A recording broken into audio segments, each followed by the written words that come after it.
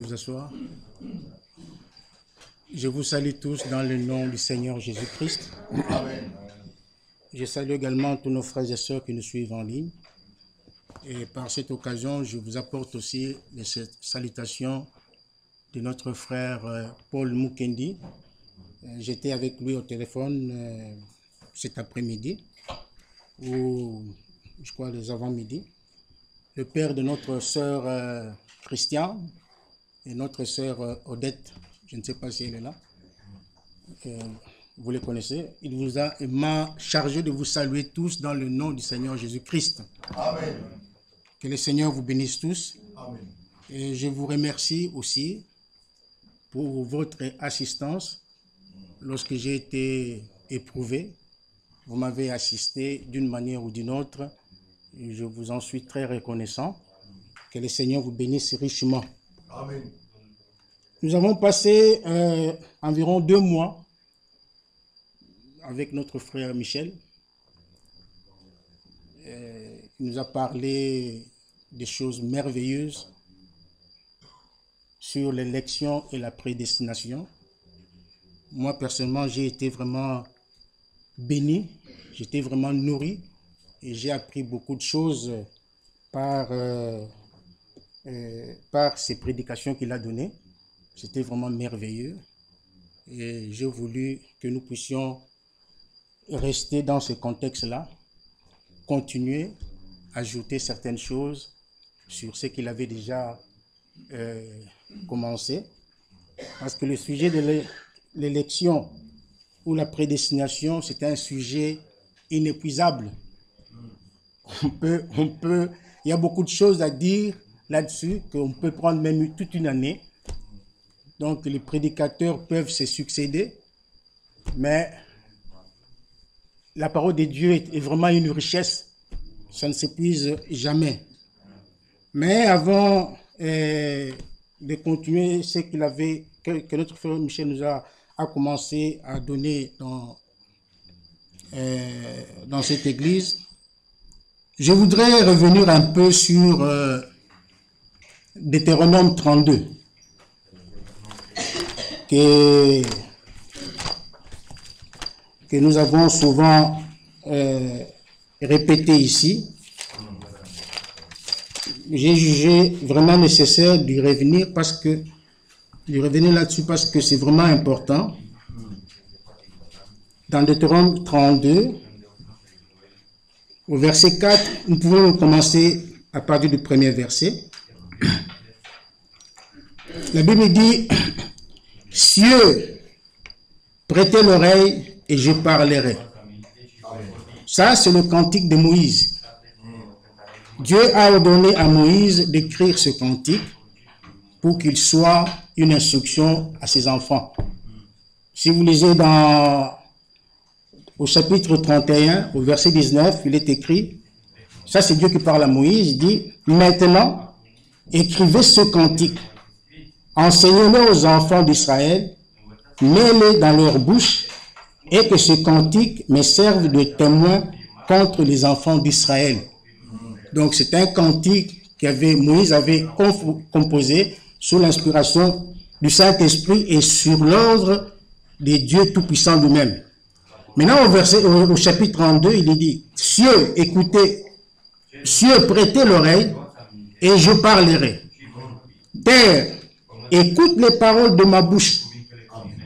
Que mes instructions se répandent comme la pluie, que ma parole tombe comme la rosée, comme des ondées sur la verdure, comme les gouttes d'eau sur l'herbe. Car je proclamerai le nom de l'Éternel. Rendez gloire à notre Dieu. Maintenant le verset 4. Il est le rocher. Ses œuvres sont parfaites. Les œuvres de Dieu sont parfaites. Amen. Car toutes ses voies sont justes. Amen. C'est un Dieu fidèle et sans iniquité. Il est juste et droit. Amen. Maintenant, sur le verset 5, c'est là où il y a le problème. S'ils se sont corrompus, à lui n'est point la faute. Amen. Amen. La honte est à ses enfants, race fausse et perverse. Et c'est l'Éternel que vous en rendrez responsable. Peuple insensé dépourvu de sens, de sagesse. N'est-il pas ton père, ton maître? N'est-ce pas lui qui t'a formé et qui t'a affermi? Le verset 5 dit, s'ils se sont corrompus, à lui n'est point la faute. Si quelqu'un se retrouve en enfer, par exemple, la faute n'est pas à Dieu. Même Frère Branham, j'ai lu il y a longtemps, il dit, si aujourd'hui Dieu m'envoie en enfer, Dieu me laisse aller en enfer. Ça c'est Frère Branham qui dit. Si Dieu me laisse aller en enfer, je le louerai toujours. Oui.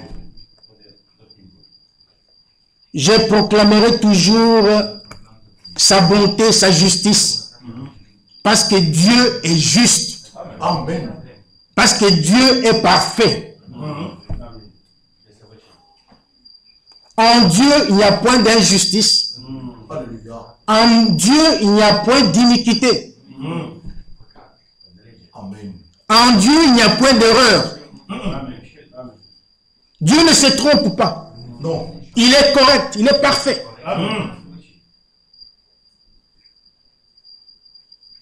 Mais si, toi, tu tombes dans le malheur, la faute n'est pas à Dieu.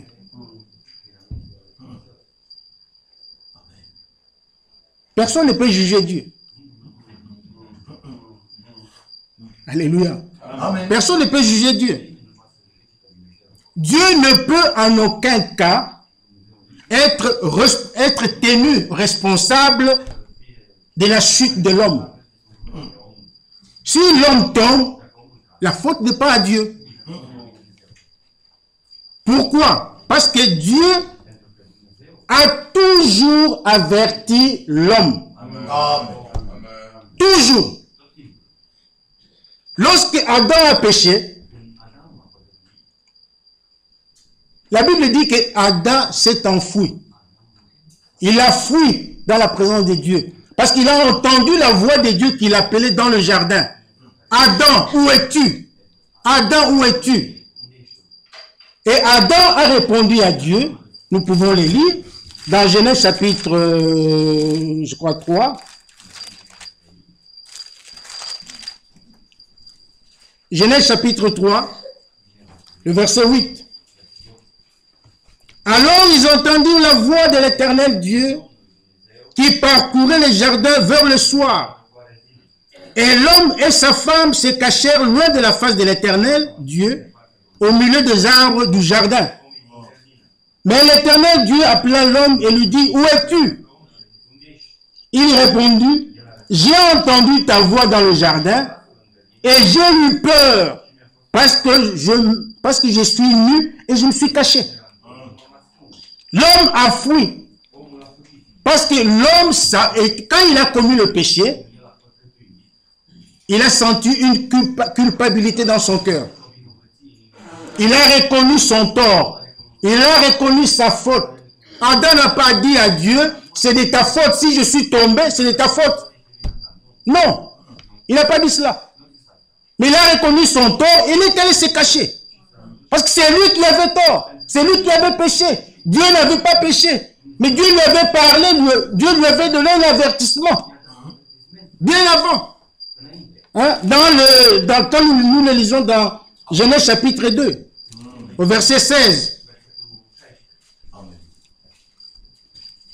Genèse chapitre 2, verset 16. L'Éternel, Dieu donna cet ordre à l'homme, tu pourras manger de tous les arbres du jardin, mais tu ne mangeras pas de l'arbre de la connaissance du bien et du mal. Car le jour où tu en mangeras, tu mourras certainement. L'homme était averti. L'homme était averti. Et l'homme avait gardé, dans un premier temps, il avait gardé la parole de Dieu. Il a marché dans l'obéissance. Il a vécu une vie sainte. Mais quand le diable est venu, alors il a détourné l'intelligence de l'homme et l'homme a commis le forfait. Il a péché. Et quand il a péché, il a fui dans la présence de Dieu. Parce que quand on est dans le péché, on est dans le faute, on ne peut pas se tenir devant la sainteté de Dieu. On ne peut pas se tenir dans la présence de Dieu. Pour aller dans la présence de Dieu, il faut d'abord la repentance.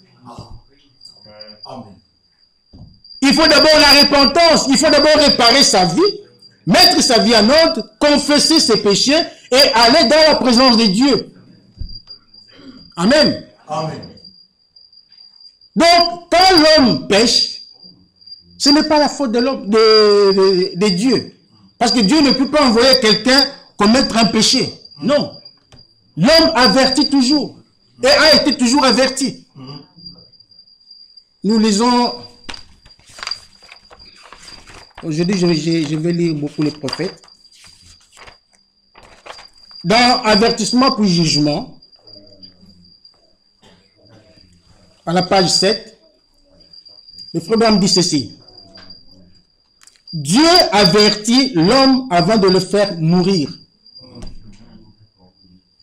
Amen. Amen. C'est pour tout le monde. On pourrait dire, cette personne-là est morte sans avoir été prévenue. Non, non, non. Dieu n'agit jamais ainsi. Vous ne savez pas ce qu'il y avait dans le cœur de cette personne-là. Vous ignorez ce qui s'est passé dans sa vie. Vous voyez? Dieu ne laisse jamais un homme aller jusqu'à la mort sans d'abord l'avertir à ce sujet, sans le lui dire ou le préparer en quelque sorte. Dieu est souverain. Il frappe à la porte du cœur de chacun, ou plutôt de chaque homme, lui offrant l'occasion de venir à lui. Vous voyez la bonté de Dieu. L'homme peut se détourner et refuser, secouer la tête et s'en aller en disant ce n'est qu'une impression curieuse. Cela me passera. Et cependant, c'était Dieu qui lui parlait. C'est pourquoi il faut faire toujours attention. Il faut toujours avoir le discernement. Comprendre quand Dieu parle et quand l'homme parle. Et l'homme, quand il parle, il fait beaucoup de bruit. Mais quand Dieu parle, c'est dans la simplicité. Parce que Dieu est caché, Dieu se cache et se révèle toujours dans la simplicité. Quand Dieu parle, souvent l'homme ne fait pas attention. Mais pourtant, c'est Dieu qui lui a parlé. Alors il dit, l'homme dit que non, ce n'est qu'une impression curieuse, cela me passera. Et cependant, c'était Dieu qui nous parlait. Mais Dieu n'exerce, je continue toujours à lire frère Branham, mais Dieu n'exerce jamais ses jugements sur la terre sans d'abord prévenir les gens. Dieu ne fait jamais rien sans déclarer premièrement ce qu'il va faire. Et il donne un choix aux gens. Ça, j'aime bien. Il donne un choix aux gens. Il met toujours l'homme devant un choix. Adam avait été placé devant un choix. Il y avait devant lui la vie et la mort. La foi et l'obéissance. Il y avait l'obéissance qu'il devait choisir. Il n'a pas choisi l'obéissance. Il a choisi la désobéissance. Et c'est ainsi que la mort est entrée. Donc Dieu met toujours l'homme devant un choix. Ce soir, chacun de nous ici a devant lui un choix à faire.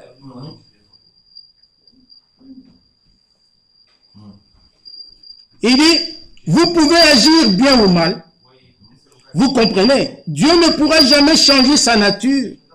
Son programme ne peut jamais changer par rapport à ce qu'il avait commencé à faire. Parce qu'il est infini. Et que son programme et ses idées sont tous parfaits. S'il y avait à apporter un changement, cela montrerait qu'entre-temps, il aurait appris quelque chose de plus. Or, étant infini, il ne peut rien apprendre de plus. Sa première décision est toujours parfaite. Amen. Et rien ne pourra jamais la changer. Amen. Alléluia. Amen. Rien ne peut changer la décision de Dieu. Dieu est parfait. Et tout ce qu'il fait est parfait. Amen. Ses voies sont parfaites. C'est pourquoi Moïse dit dans Deutéronome, s'ils se sont corrompus, à qui la faute? À qui la faute? Nous venons toujours ici à l'église, mardi, vendredi, dimanche. Et nous avons toujours été avertis. Dieu nous donne toujours sa parole. Alors, la Bible dit que le jugement commence dans la maison de Dieu. Nous qui venons ici pour écouter la parole de Dieu, nous sommes déjà jugés par la parole. Alors ce jour-là, si tu te retrouves en enfer, n'attribue pas la faute à Dieu. Si un jour, il y a l'enlèvement et que tu manquais l'enlèvement, n'attribue pas la faute à Dieu. Parce que tu as toujours été averti par Dieu, chaque jour. Nous connaissons la parole de Dieu. Nous avons la connaissance de la parole de Dieu. Nous savons que Dieu a envoyé un prophète. Nous le savons. Nous allons toujours à le faire d'écouter la parole de Dieu. Qui peut dire dans cette salle qui n'a jamais été averti? Qui? Que vous soyez jeune, vieux, homme, femme, qui peut dire un jour qu'il n'a jamais été averti? Il ne connaît pas. Il ne connaît pas Dieu. Qui? Qui ne connaît pas la parole de Dieu? Qui? Mais qu'est-ce que nous faisons de cette parole? Qu'est-ce que nous faisons de ce message que Dieu nous a confié gratuitement? Est-ce que nous vivons ce message? Est-ce que nous vivons la parole de Dieu? Quelle vie menons-nous lorsque nous sommes en dehors de l'église? Quelle vie nous menons lorsque nous sommes au travail, à l'école, à la maison? Nous devons nous poser de telles questions.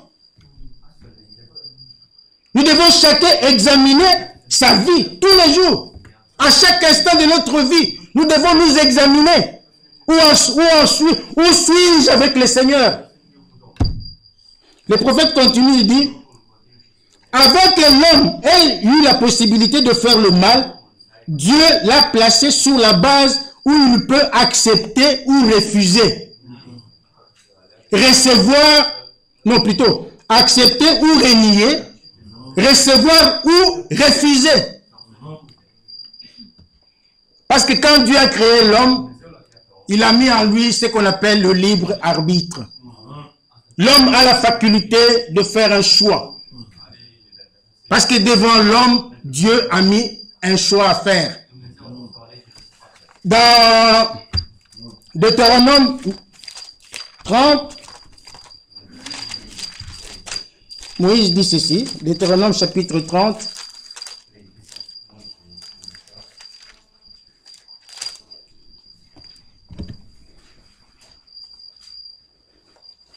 Dieu n'est pas responsable de ce qui nous arrive, mes frères et sœurs. Non, non, non, non. Que personne ne tienne Dieu responsable de quoi que ce soit.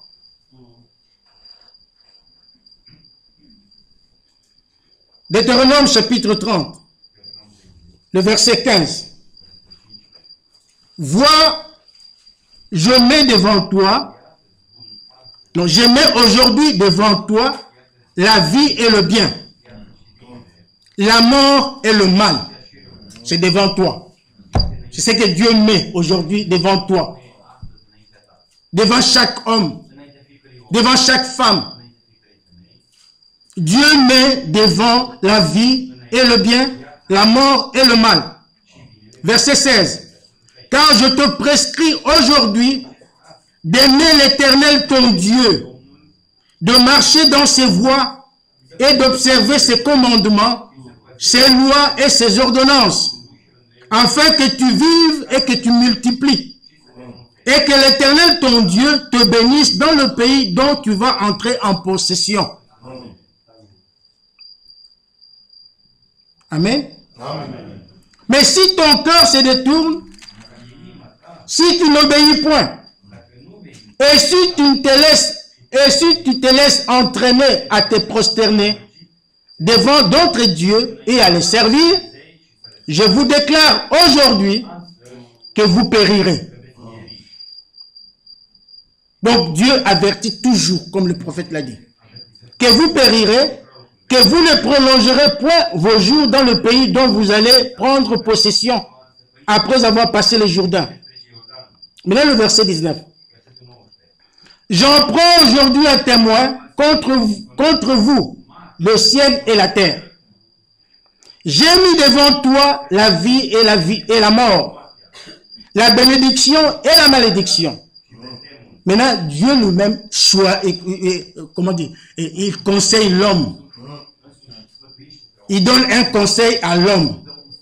Il dit, choisis la vie afin que tu vives. Toi et ta postérité. Dieu te conseille. Il dit, j'ai mis devant toi la vie et la mort, la bénédiction et la malédiction. Ces choses sont devant toi. Mais lui-même, Dieu vient à ton oreille, il vient te donner un conseil. Il te dit, choisis la vie. Mais quelqu'un qui t'accorde une telle grâce, un jour tu te retrouves en enfer, un jour tu manques l'enlèvement, tu dirais que c'est la faute à Dieu. Non, mais il ne faut pas être ingrat quand même. Dieu est bon. Dieu nous aime. Vous êtes ici? Amen.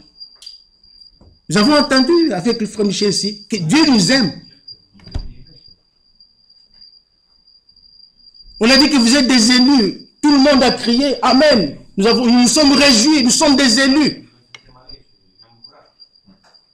Mais devant l'élu, il y a la vie et la mort. Être élu ne veut pas dire donc excusez-moi le terme, je m'en fous, je fais ce que je veux. Non, ce n'est pas ça être élu. Un véritable élu le prouve par sa vie qu'il mène. Amen. Amen. C'est ça, un élu. Un élu, ce n'est pas un titre honorifique qu'on colle à quelqu'un. Non. Être élu, c'est avoir la vie de Dieu. Parce que Jésus-Christ lui-même est un élu. Ésaïe 42, 1 et 42, Ésaïe 42, verset 1. Jésus est l'élu de Dieu. Dieu l'a élu dès avant la fondation du monde. Jésus a été élu dès avant la fondation du monde. Et tous les enfants de Dieu ont été aussi élus dès avant la fondation du monde. Amen. Avant que le monde ne soit, avant que le monde soit monde, Dieu avait déjà élu ses enfants. Amen. Jésus avait été élu dès avant la fondation du monde. Mais quand il est venu, lui l'élu de Dieu, il est venu montrer un exemple aux autres élus comment est-ce qu'il faut vivre. Amen. Nous chantons toujours ici, être comme Jésus, être comme Jésus. Mais être, ce cantique n'est pas un slogan. Non. Être comme Jésus, c'est une vie. Parce que le christianisme est une vie. Amen. Le christianisme est une expérience.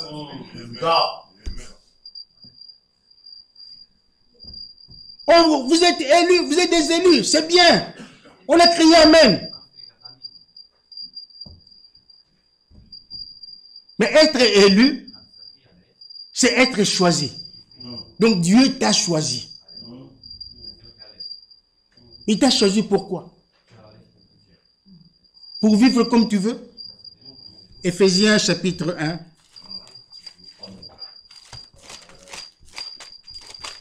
Éphésiens chapitre 1.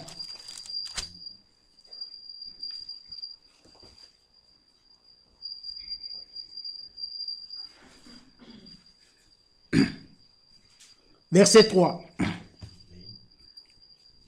Béni soit le Dieu et Père de notre Seigneur Jésus-Christ, qui nous a bénis de toute bénédiction spirituelle dans le lieu céleste en Christ. Amen. C'est en Christ qu'il y a toutes les bénédictions spirituelles. Oui. Tout ce dont nous avons besoin se trouve en Jésus-Christ. Amen. Parce que c'est en Jésus-Christ que Dieu nous a élus. Alléluia. Amen. Et le verset 4 dit, en lui, c'est-à-dire en Jésus, Dieu nous a élus avant la fondation du monde. Amen. Dieu nous a élus avant la fondation du monde. Mais c'est pour un but. Amen. Il ne nous a pas élus comme ça, pour le plaisir d'élire les gens. Non, il les a élus pour un but. Amen. Parce que quand il avait élu Jésus-Christ, c'était pour un but. Et quand Jésus est venu sur la terre, il a accompli le but pour lequel Dieu l'avait élu. Amen. Et nous devons comprendre bien ces choses. Jésus nous a été donné un exemple. Il est élu de Dieu, et nous aussi nous sommes les élus de Dieu, mais nous devons marcher comme lui. Amen. Parce qu'il nous a été donné un exemple. Maintenant, avant la fondation du monde, pour que nous vivions comme nous voulons. C'est ce qui est écrit, non? Non. Pour que nous vivions comme nous voulons. Non. Que le Seigneur vous bénisse. Amen. Pour que nous soyons saints et irréprochables. Amen. Dieu ne t'a pas élu pour que tu vives comme tu veux. Dieu ne t'a pas élu pour que tu fasses ce que tu veux. Pour que tu dises ce que tu veux. Pour que tu ailles où tu veux. Non. Dieu t'a élu pour que tu sois saint. Et que tu sois irréprochable. Que tu sois irrépréhensible. Parce que ces jours-là, Dieu fera... Donc, Dieu... La Bible dit... Lisons-le. Éphésiens chapitre 4. 5 plutôt.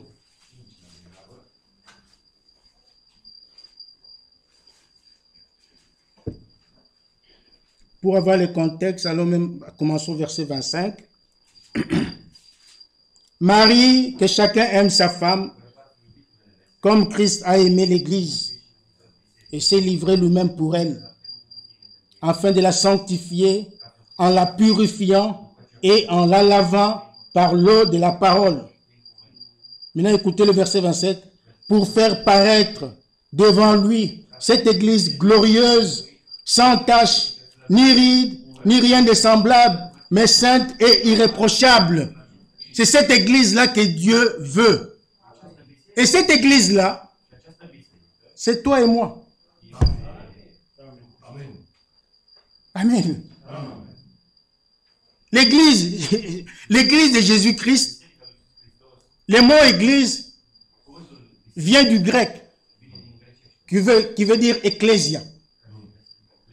Et ecclésia signifie appelé hors de.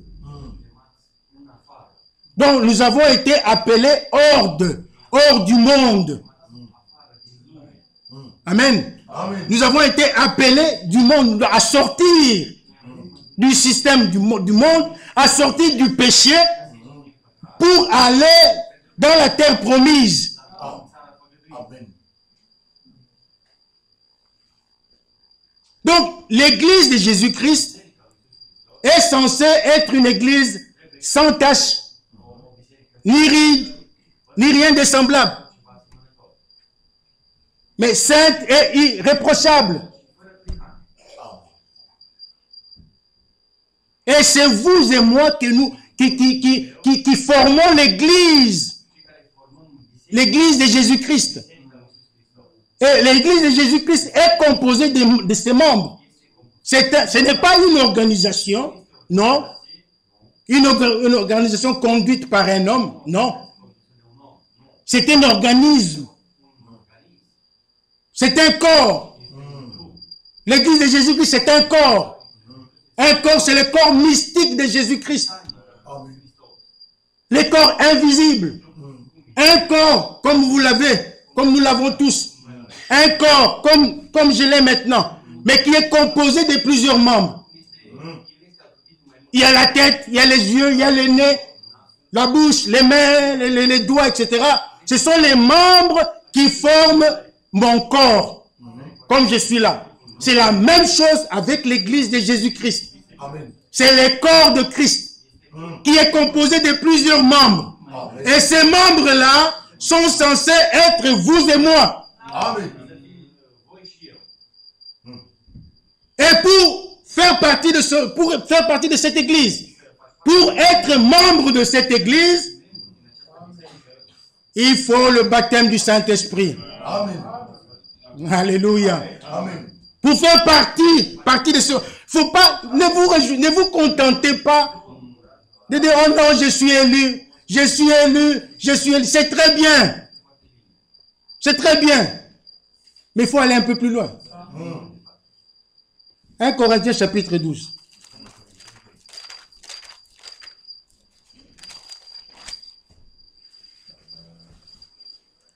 C'est vraiment drôle. Ce n'est pas ce que j'ai pensé dire, mais je me sens conduit autrement. 1 Corinthiens chapitre 12, commençons au verset 12. Car, mes frères et sœurs, ces choses que nous vous disons ne sont pas des nouvelles. Ce ne sont pas nouvelles. Ce sont des vieilles choses que nous connaissons depuis que nous avons reçu ce message. Mais nous le répétons toujours. Nous le répétons toujours pour que ça puisse vraiment bien entrer. Que ça puisse vraiment prendre place en chacun de nous. Pour que ces jours-là, pour que personne ne puisse manquer. Vous savez, nous avons chanté tout à l'heure que ces jours-là, nous serons revêtus de la robe blanche. Il y a une fête qui nous attend. Il y a une fête qui nous attend là au ciel. La fête des noces. Nous serons là au ciel, assis à la table avec Abraham, Isaac, Jacob, Moïse, Jephthé, Samson, tous les grands héros de la foi. Nous serons assis avec eux autour d'une même table pour fêter les noces de l'agneau. Nous serons revêtus d'une robe blanche.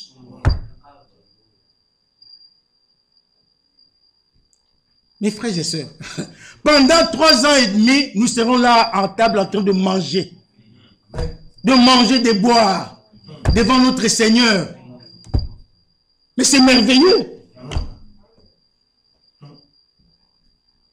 C'est un événement à ne pas manquer. Un rendez-vous à ne pas manquer. Jésus a dit, je m'en vais vous préparer une place. Amen. Lorsque je m'en serai allé et que je vous l'aurai préparé, je reviendrai et je vous prendrai pour que là où je suis, vous y soyez aussi. Amen. Quelle promesse merveilleuse! Et Jean dans Apocalypse 21 donne le témoignage. Il a vu la grande ville que Jésus est allé préparer. Il a vu en vision comment il descendait. Lisons-le avant de revenir dans 1 Corinthiens 12. Apocalypse 21. Ça c'est merveilleux mes frères et sœurs. Je ne veux pas que nous manquions cet événement. Apocalypse 21, verset 1. Puis j'ai vu un nouveau ciel et une nouvelle terre, car le premier ciel et la première terre avaient disparu, et la mer n'était plus. Et je vis descendre du ciel, d'auprès de Dieu, la ville sainte, la nouvelle Jérusalem, préparée comme une épouse qui s'est parée pour son époux. J'ai entendu du trône une forte voix qui disait, voici le tabernacle de Dieu avec les hommes. Il habitera avec eux et ils seront son peuple. Et Dieu lui-même sera avec eux. Mais écoutez maintenant ce qu'il fera. Il essuiera toutes larmes de leurs yeux et la mort ne sera plus. Il n'y aura plus ni deuil, ni cri, ni douleur, car les premières choses ont disparu. Alléluia. Et celui qui était assis sur le trône dit, voici, je fais toutes choses nouvelles.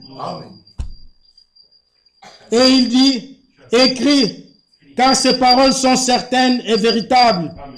Et il me dit, c'est fait. Je suis l'alpha et l'oméga, le commencement et la fin. À celui qui a soif, je donnerai de la source de l'eau de la vie gratuitement.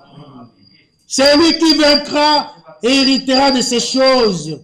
Je serai son Dieu et il sera mon fils. Donc il faut vaincre pour hériter de ces choses. Il faut vaincre. Et on ne peut pas vaincre sans combattre. Le combat, c'est maintenant. C'est maintenant le combat. Nous combattons contre notre ennemi, qui est l'ennemi de Dieu. L'ennemi de Dieu, c'est notre ennemi. Et l'ennemi en question, c'est le diable. L'ennemi en question, c'est le péché. C'est le monde, la mondanité. Nous devons combattre contre toutes ces choses-là pour que ces jours-là, nous héritions ces merveilles de Dieu. Il faut combattre. Ne laissez pas de la place au péché dans votre cœur. Votre cœur n'est pas le lieu de Satan. Votre cœur n'est pas le lieu de la mondanité. Le monde ne doit pas avoir place dans votre vie. Il faut combattre le monde. Il faut le vaincre. Il faut vaincre le péché. Parce que Dieu vous a donné l'autorité. Comme lui, il a vaincu le diable. Cette victoire nous a été transmise. Et Paul dit dans Romains, nous sommes plus que vainqueurs. Nous devons vaincre, mes frères et sœurs. Ne croisez pas les bras. Dans le royaume de Dieu, on ne croise pas les bras.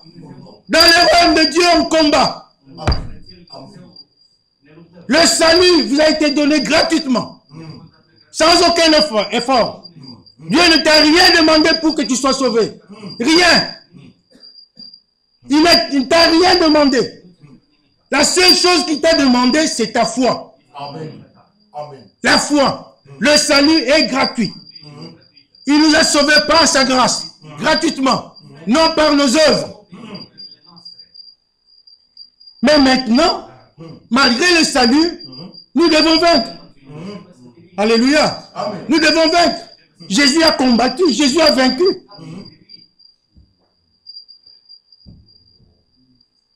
Nous devons éviter ces choses. C'est pour nous. C'est pour nous. C'est pour nous, c'est pour bientôt. Et dans Apocalypse 19, nous l'avons chanté tout à l'heure, le verset 7 dit, « Réjouissons-nous, soyons dans l'allégresse et donnons-lui gloire, car les noces de l'agneau sont venues, son épouse s'est préparée et il lui a été donné de se revêtir d'un fin lin éclatant, pur, car le fin lin, ce sont les œuvres justes des saints. » L'ange me dit, écris, Heureux ceux qui sont appelés au festin des noces de l'agneau. Amen. Puis il me dit, ces paroles sont les paroles, sont les véritables paroles de Dieu. En d'autres termes, c'est ainsi dit le Seigneur. Et Dieu ne ment jamais. C'est merveilleux, hein? Hein? Élu de Dieu. Amen. Amen. Nous devons montrer au diable que nous sommes réellement des élus. En vivant une vie sainte. En vivant une vie agréable à Dieu. Une vie correcte. Une vie sans tache. Ni ride, ni rien de semblable. Il faut qu'il y ait une différence, toi chrétien et celui qui est dans le monde. Il faut qu'il y ait une nette différence. Toi, ma soeur, il faut qu'il y ait une différence entre toi et la fille du monde. Tu ne dois pas t'habiller comme les filles du monde. Non, non, non, non, non. Non, nous avons, comment je peux appeler ça? Un règlement d'ordre intérieur. Notre règlement d'ordre intérieur, c'est dans la Bible.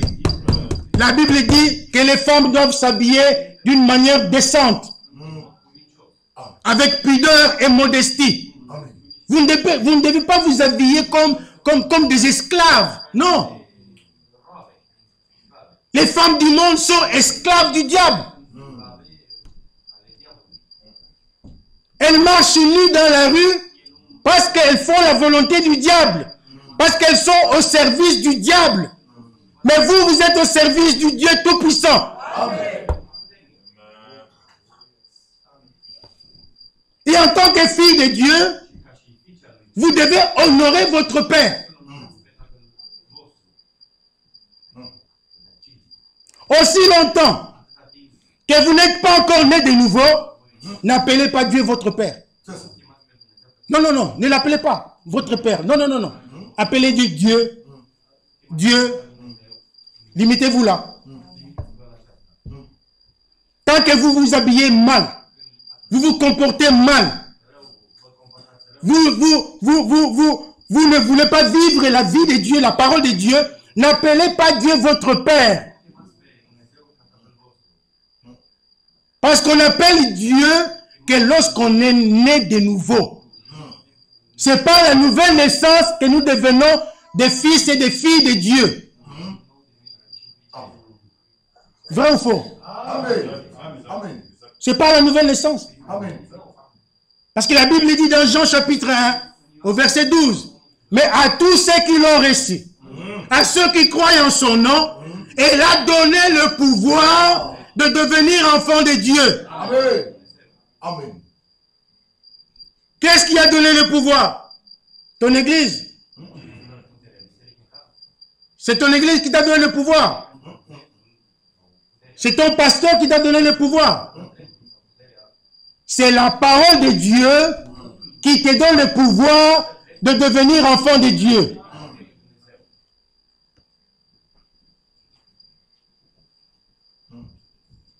Ne blaguons pas avec ces choses, frère. Ne prenons pas les choses à la légère.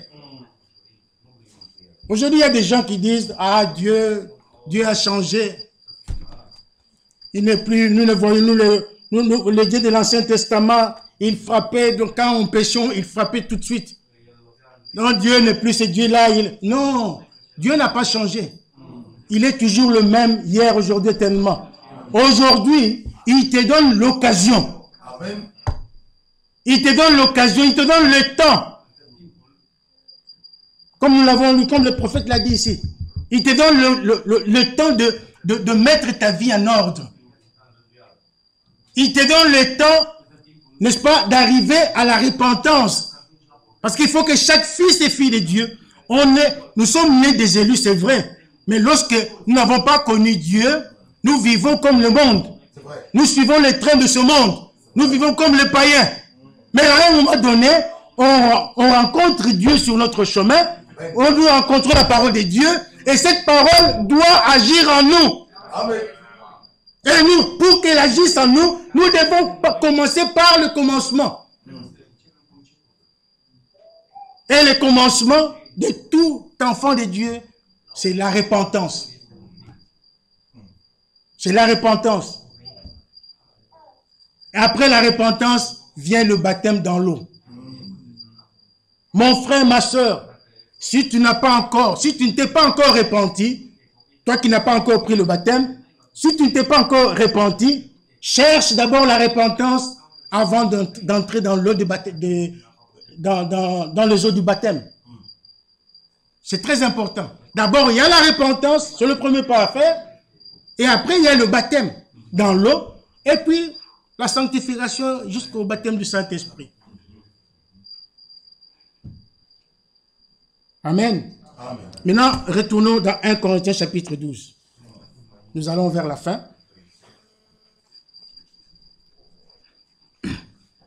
La Bible dit au verset 12, « Car comme le corps est un et a plusieurs membres, et comme tous les membres du corps, malgré leur nombre, ne forment qu'un seul corps.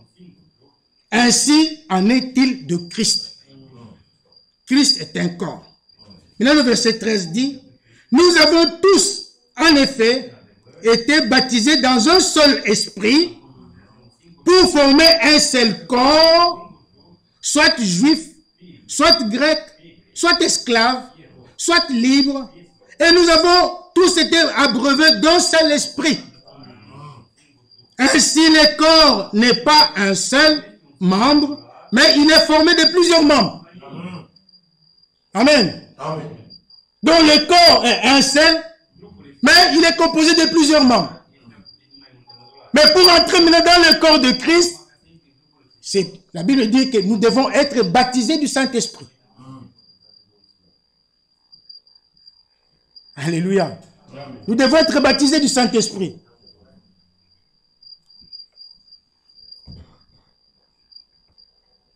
C'est très important. Le baptême du Saint-Esprit. Mon frère Michel a aussi insisté là-dessus. Pendant tout le temps qu'il a été à la chaire. Il a parlé du Saint-Esprit. À chaque prédication qu'il donnait, il parlait du Saint-Esprit. Pourquoi? Parce que le baptême du Saint-Esprit est une réalité. Non seulement une réalité, mais le baptême du Saint-Esprit est une promesse.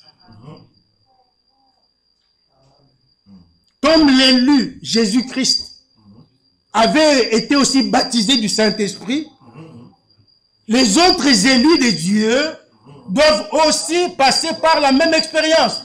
Ils doivent aussi recevoir le baptême du Saint-Esprit pour être dans le corps de Christ.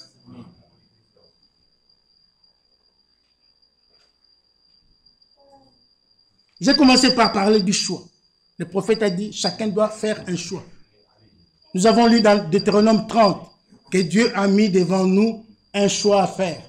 Chacun doit faire un choix. Le choix est très important dans la vie d'un homme. Le choix est très important. Maintenant, pour terminer, je vais vous lire dans le choix d'une épouse.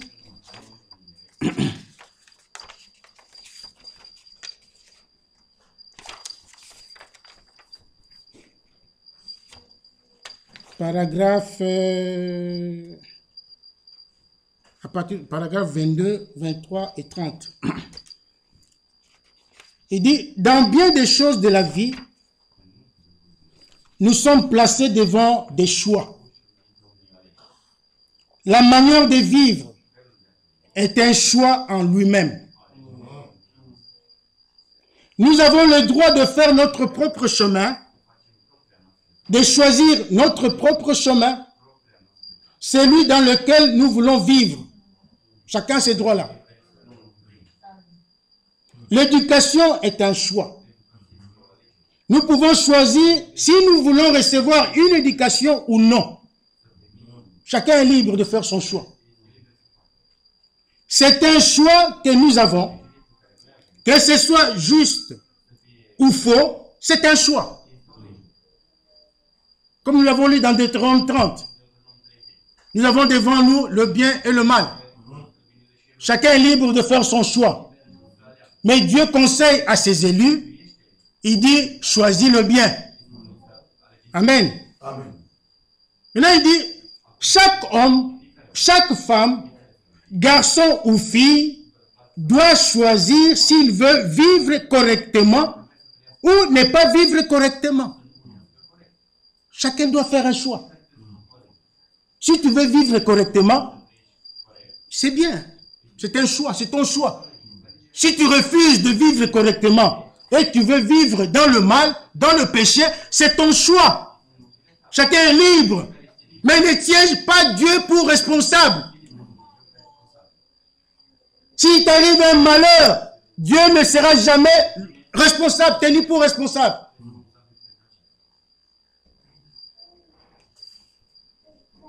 Il dit, c'est un choix. Le choix est une grande chose. Et il continue, il dit, votre destinée éternelle est un choix. Et peut-être quelques-uns d'entre vous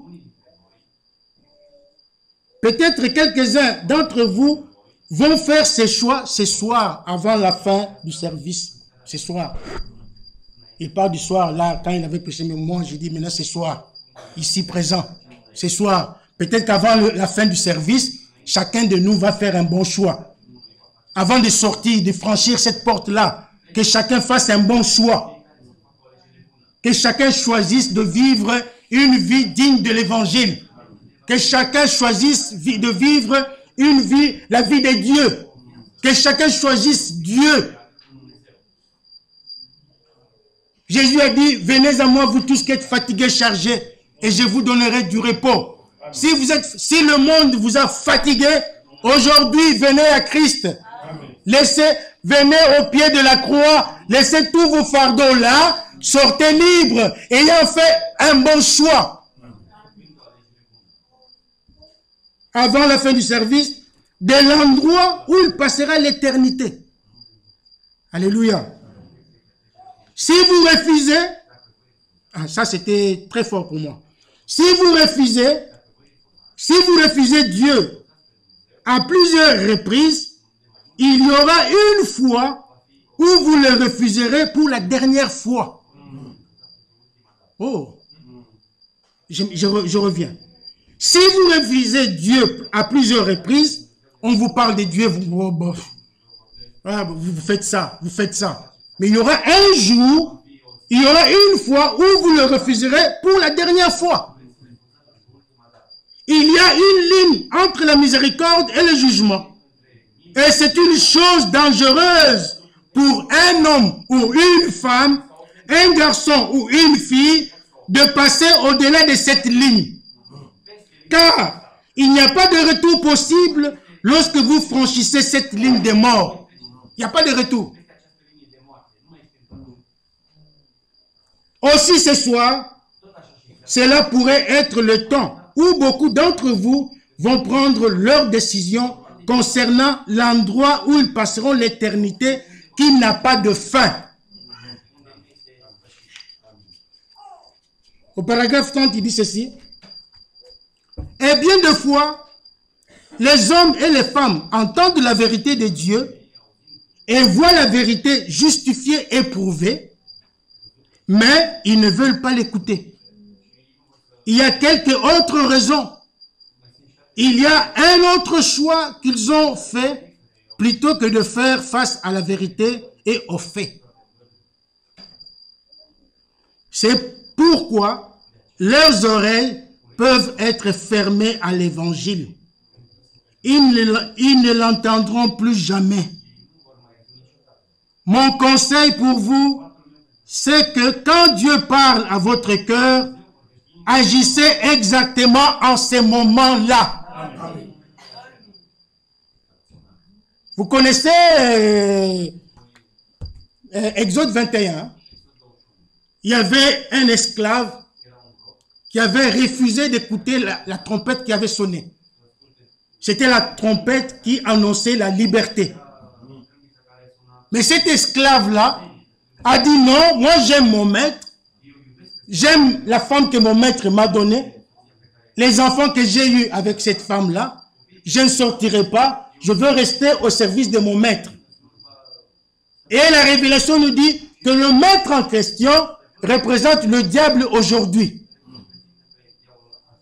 Donc vous qui entendez l'évangile aujourd'hui, Frère Branham dit, je vous donne un conseil. Agissez maintenant. Dites oui à cet évangile. Dites oui à cet appel de Dieu.